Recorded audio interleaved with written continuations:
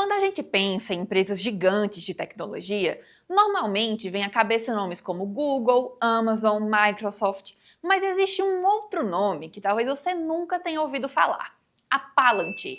Ela ficou famosa sem ser popular.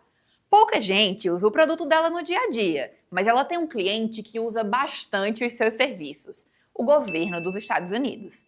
A Palantir foi fundada em 2004 por um grupo bem específico, ex-funcionários do PayPal e cientistas da computação. Entre os nomes estavam Peter Thiel, o cofundador do PayPal, que batizou a empresa tirando o nome da obra O Senhor dos Anéis. A referência são os Palantiri, as pedras videntes, objetos que na história permitem enxergar longe e observar o que está acontecendo em outros lugares. E qual era a proposta original da Palantir? Segundo o próprio Thiel, pegar as técnicas avançadas de análise de dados, inspiradas no sistema antifraude do PayPal, e aplicar isso na luta contra o terrorismo. Com isso, nos últimos anos, a Palantir consolidou a sua reputação como uma peça-chave na inteligência americana.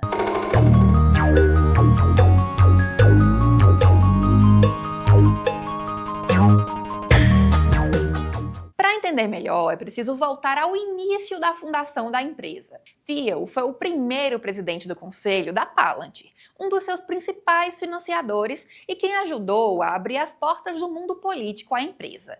Pouco tempo depois da fundação, a CIA, por meio do seu braço de capital de risco, o InQtel, também investiu 2 milhões de dólares na Palantir, o que colocou a empresa na linha de frente das atenções da comunidade de inteligência americana. Dá para dizer que nos primeiros anos, a Palantir cresceu de um jeito meio silencioso, fora do radar do grande público, mas bem rápido dentro do governo americano. E o que ela vendia? Uma coisa bastante poderosa: plataformas para analisar dados e conectar informações. Pensa assim: diversas agências e departamentos têm bancos de dados enormes e muitas vezes esses dados ficam espalhados como peças de quebra-cabeça em caixas diferentes.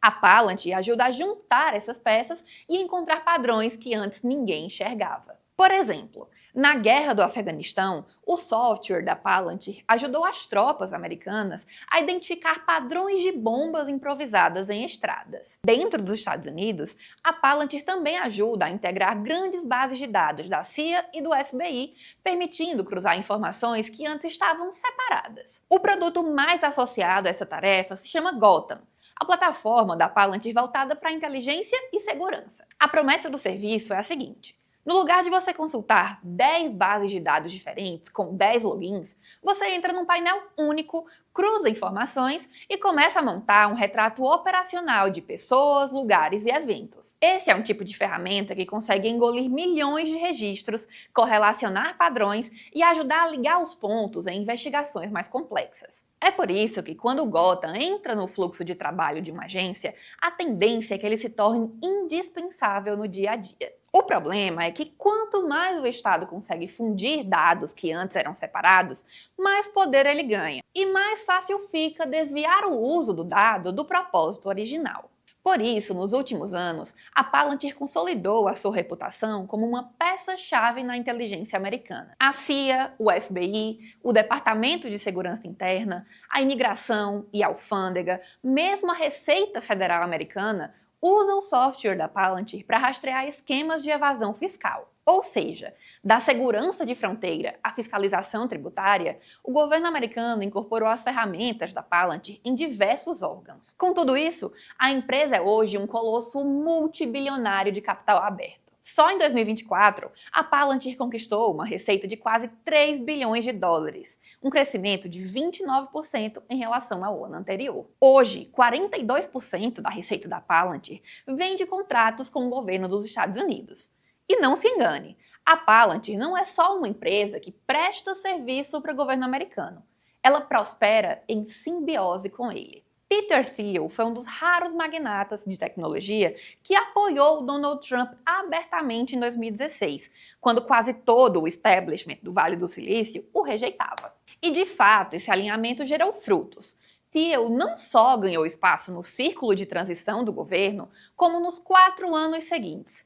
A Palantir acumulou quase 1 bilhão em contratos federais. O negócio foi um sucesso tão grande que pelo menos 11 pessoas do governo Trump foram acusadas de possuir ações da Palantir, o que é um imenso conflito de interesse, incluindo Stephen Miller, que é o atual conselheiro de segurança interna dos Estados Unidos e um dos rostos da política anti-imigração do governo Trump. E a operação não está presa aos Estados Unidos. Hoje, os seus produtos atendem a uma ampla gama de setores e países, sempre com o foco em análise de grandes volumes de dados. Nesse ano, por exemplo, a Palantir anunciou uma joint venture nos Emirados Árabes Unidos com a Dubai Holding para impulsionar transformação com IA no setor público e privado. Há anos, organizações de direitos civis acusam a Palantir de ampliar a capacidade de vigilância do Estado de um jeito que é quase irresistível. Através dela, nenhum líder político precisa inventar um superestado totalitário. Basta acessar ferramentas de integração e exploração de dados que, por inércia, o seu consumo de informação se expandirá. Hoje é terrorismo, amanhã é imigração, depois é crime comum e então protesto. O software é o mesmo, só muda a justificativa. A lógica começa nobre: terrorismo, contra-inteligência, crime organizado. O problema é que a tecnologia não sabe qual é a finalidade moral do uso. Ela só sabe integrar e correlacionar. E quando você já pagou pelo martelo, todo problema vira prego. Quando líderes políticos colocam uma empresa como a Palantir no centro da máquina do Estado, passam a terceirizar uma parte da inteligência do governo para um software privado. E essa não é uma terceirização pequena. Uma plataforma como o Gotham não é apenas um banco de dados eficiente. Ela muda a natureza do poder. Democracias sólidas, em tese, funcionam com fricção. Burocracias fragmentadas, competências separadas, bases de dados que não conversam, auditoria, revisão, juiz, carimbo, recurso.